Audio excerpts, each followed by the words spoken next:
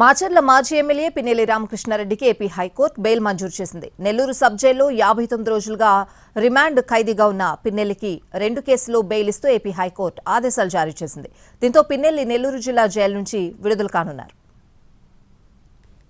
మాచర్ల మాజీ ఎమ్మెల్యే వైకాపా నేత పిన్నెల్లి రామకృష్ణారెడ్డికి ఏపీ హైకోర్టు బెయిల్ మంజూరు చేసింది. సార్వత్రిక ఎన్నికల పోలింగ్ రోజు పాల్వాయి గేటు పోలింగ్ కేంద్రంలో ఈవీఎం ధ్వంసం చేసిన కేసుతో పాటు పోలీసులపై దాడి కేసులో అరెస్టైన పిన్నెల్లి ప్రస్తుతం నెల్లూరు సెంట్రల్ జైల్లో ఉన్నారు. పిన్నెల్లి రామకృష్ణారెడ్డికి ఏపీ హైకోర్టు 2 కేసుల్లో బెయిల్ మంజూరు చేసింది. కారంపూడి పోలీస్ స్టేషన్ పరిధిలో విధులు నిర్వహిస్తున్న పోలీసులపై దాడి కేసులో నమోదైన కేసుకు సంబంధించి పాల్వాయి గేటు పోలీస్ స్టేషన్ లో శేషగిరిరావు అనే వ్యక్తిపై దాడి కేసుకు సంబంధించి పిన్నెల్లిపై పోలీసులు కేసు నమోదు చేసి అరెస్టు చేశారు.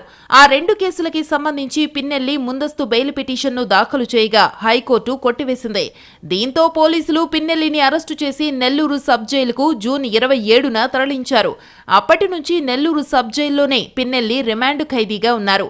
ఏపీ హైకోర్టులో పిన్నెల్లి 2 కేసులకు సంబంధించి బెయిల్ పిటిషన్లు దాఖలు చేయగా విచారణ జరిపిన న్యాయమూర్తి తీర్పును రిజర్వ్ చేసి ఇవాళ బెయిల్ మంజూరు చేస్తూ ఆదేశాలిచ్చారు. బెయిల్ మంజూరు సందర్భంగా హైకోర్టు పలు షరతులు విధించింది.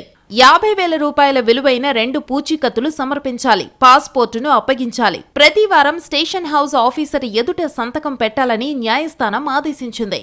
హైకోర్టు బెయిల్ ఇచ్చినా ఇంకా జైలు నుంచి విడుదల కాలేదు పిన్నెల్లి రామకృష్ణారెడ్డి. ఆయన అనుచరులు నెల్లూరు జైలు వద్దకు వెళ్లారు. అప్పటికే జైలు టైమింగ్స్ అయిపోవడంతో వారిని వెనక్కి పంపించేశారు పోలీసులు. అన్నీ సవ్యంగా జరిగితే శనివారం రోజున పిన్నెల్లి విడుదలయ్యే అవకాశముందని తెలుస్తోంది.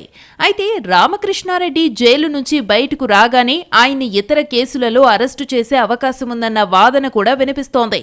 పల్నాడు నుంచి కొందరు పోలీసు అధికారులు నెల్లూరు చేరుకున్నారు.